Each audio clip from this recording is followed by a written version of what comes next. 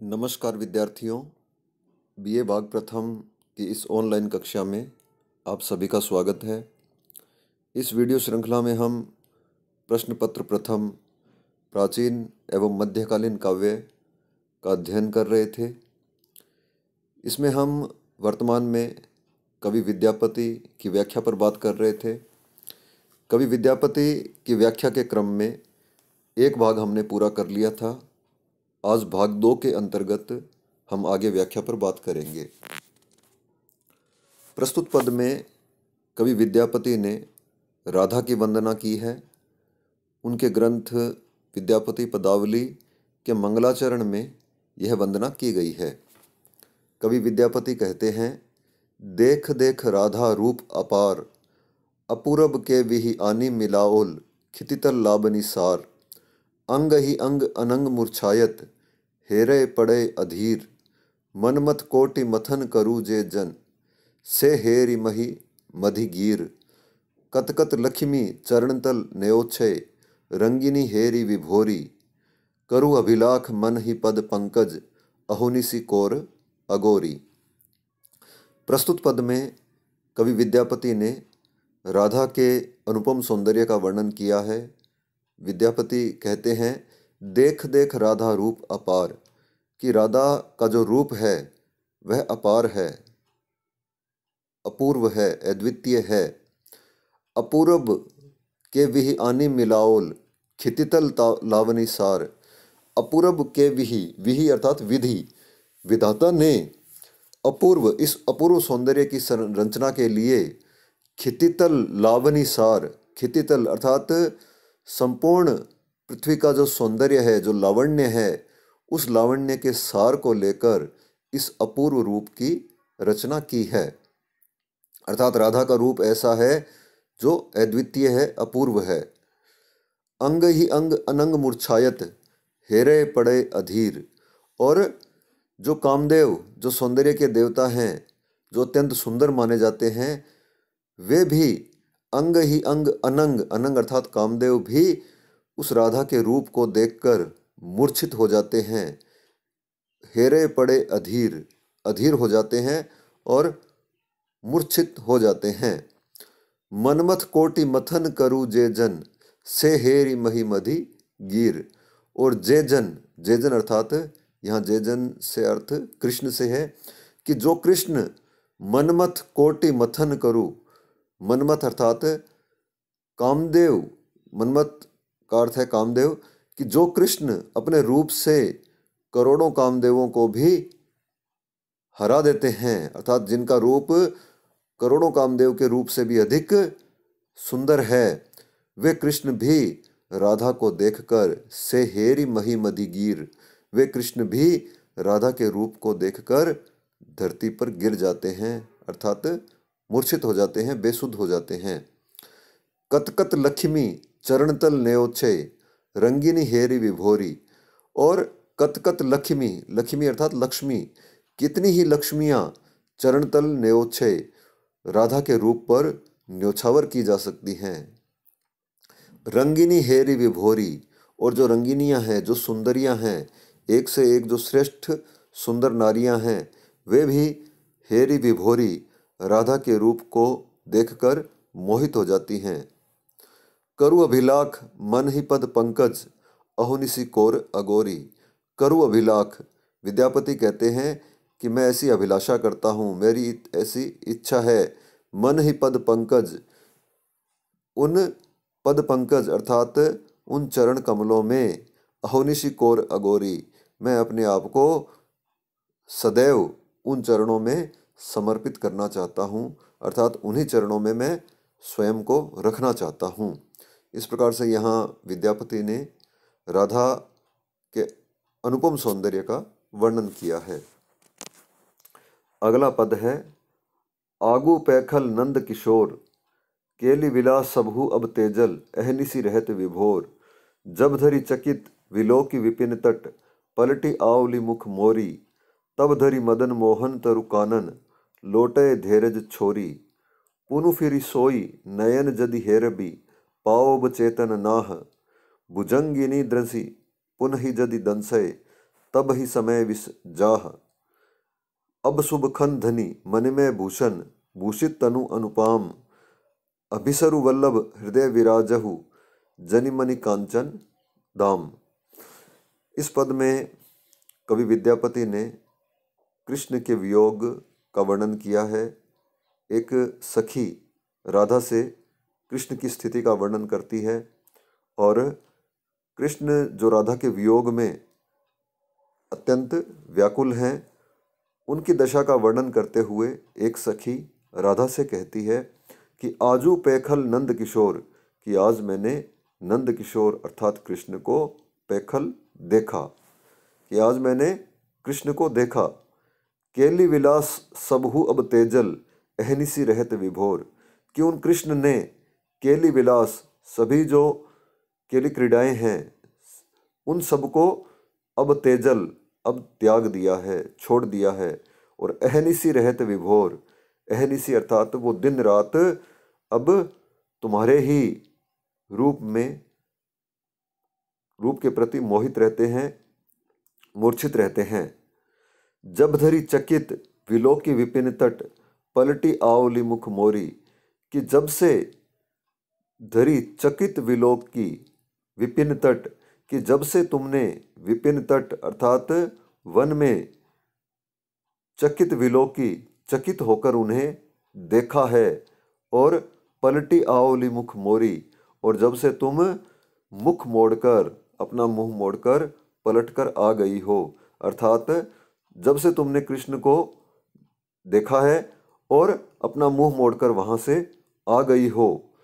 तब धरी मदन मोहन तरु कानन, लोटे धीरज छोरी, तब से ही उसी समय से ही मदन मोहन कृष्ण तरु कानन लोटे धीरज छोरी, वो तरु कानन वन में वृक्ष के नीचे लोटे धीरज छोरी, धैर्य को छोड़कर लोटे अर्थात लौट रहे हैं, अर्थात वह भूमि पर गिर पड़े हैं। पुनु फिर सोई नयन जदि हेरबी, पाओ चेतन नाह, और जो कृष्ण अब मूर्छित हैं उनमें अभी चेतना नहीं है, वे कृष्ण पुनि फिर सोई नयन जदि हेरबी, वे पुनः चेतन तभी होंगे, उनकी मूर्छा तभी दूर होगी जब पुनु फिर सोई नयन, कि पुनः दोबारा से तुम फिर सोई नयन उन्हीं नेत्रों से, जदि हेरबी जब तुम उन्हें देखोगी, अर्थात जब तुम दोबारा जाकर उन पर अपना दृष्टिपात करोगी, उन्हें देखोगी, तभी वे पाओब चेतन नाह, तभी वो कृष्ण वो नाथ चेतना को प्राप्त करेंगे। भुजंगिनी दृषि पुनः ही जदि दंसय, तब ही समय विष जाह। यहाँ विद्यापति उदाहरण देते हैं और वो कहते हैं कि जिस प्रकार से कोई भुजंगिनी, कोई सर्पिणी किसी को दृषि डस लेती है तो उसके पश्चात वह व्यक्ति मूर्छित हो जाता है, और यदि वह भुजंगिनी वह सर्पिणी पुनः जाकर उस व्यक्ति को डसे तो उसकी चेतना आ सकती है और उसका जो विष प्रभाव है वह दूर हो सकता है। तो भुजंगिनी दृषि पुनः ही यदि दंसे, कि जब भुजंगिनी किसी को डस लेती है और पुनः उसे डसती हैं, तब ही समय विष जाह, तभी उसी समय उस व्यक्ति का विष का प्रभाव जाह यानी चला जाता है, अर्थात वह व्यक्ति पुनः सचेत हो जाता है। तो इस प्रकार से तुमने जब कृष्ण पर दृष्टिपात किया तो वे मूर्छित हो गए, किंतु अब वे पुनः चेतन तभी होंगे जब तुम दोबारा जाकर उन पर अपना दृष्टिपात करोगी। अब शुभ खन धनी मणिमय भूषण, भूषित तनु अनुपाम, अभिसरु वल्लभ हृदय विराजहु, जनिमणि कांचन दाम।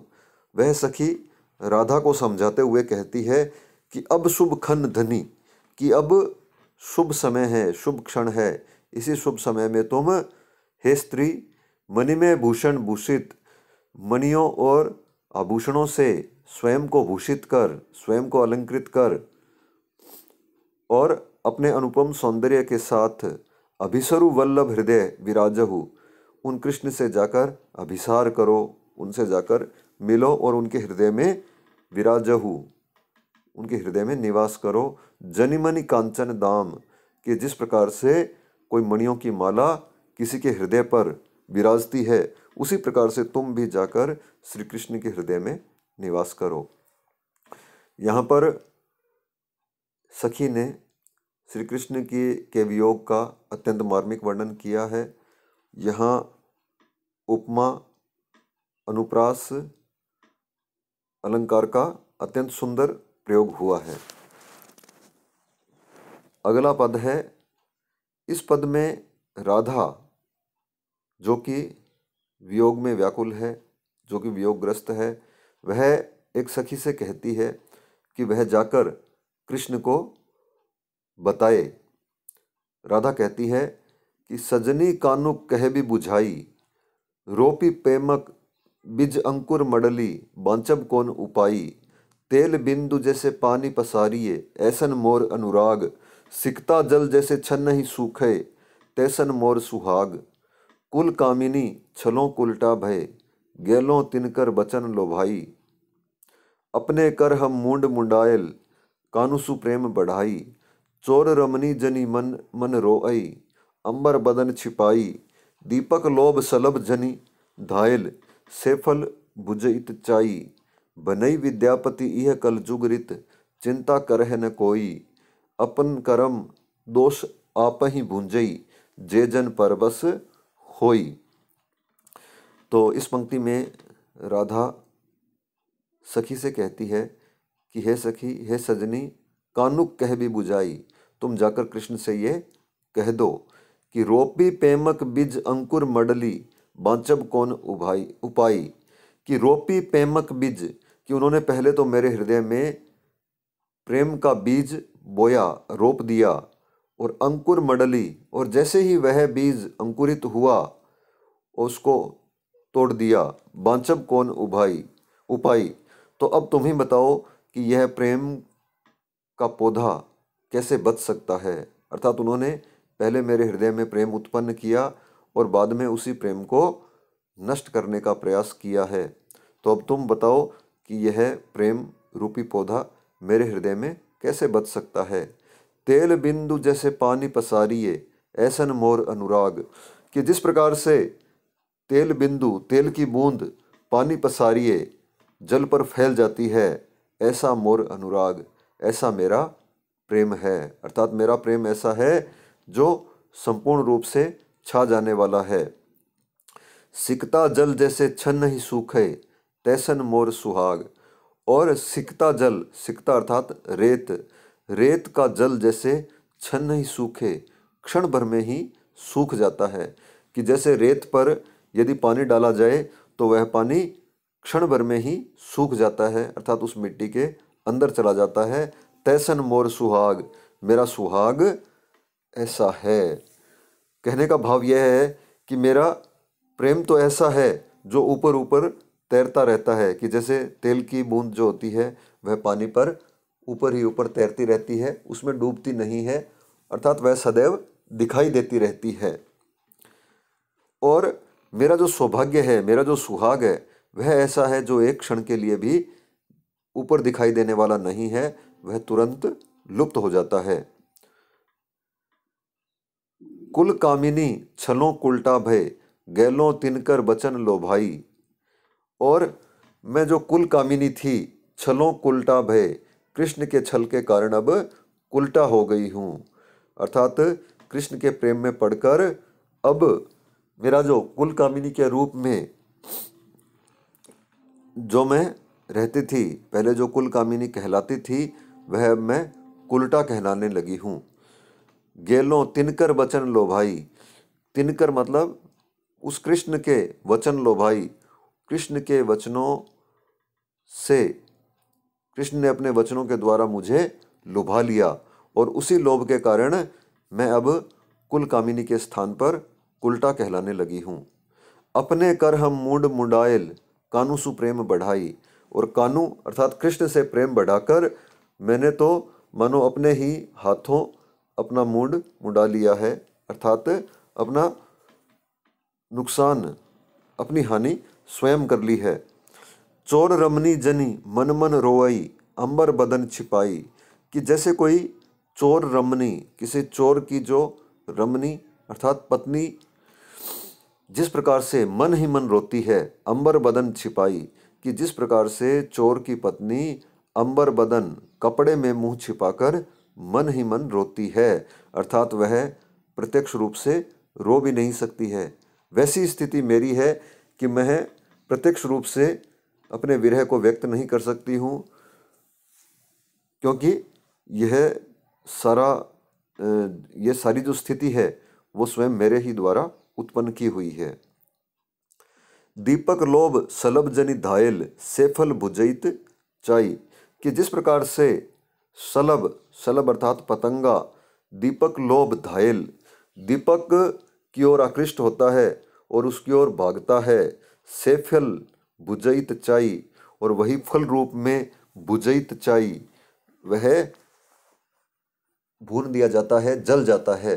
अर्थात जिस प्रकार से पतंगा दीपक से प्रेम करता है, उसकी ओर आकृष्ट करता है, और उस लोभ के कारण वह उसकी ओर भागता है और स्वयं जल जाता है, वैसी स्थिति मेरी है। बनय विद्यापति यह कलजुग रीत चिंता कर है न कोई। बनई विद्यापति, विद्यापति बनई अर्थात विद्यापति कहते हैं कि यह कलजुग, यह कलयुग है, यह कलयुग की रीति है।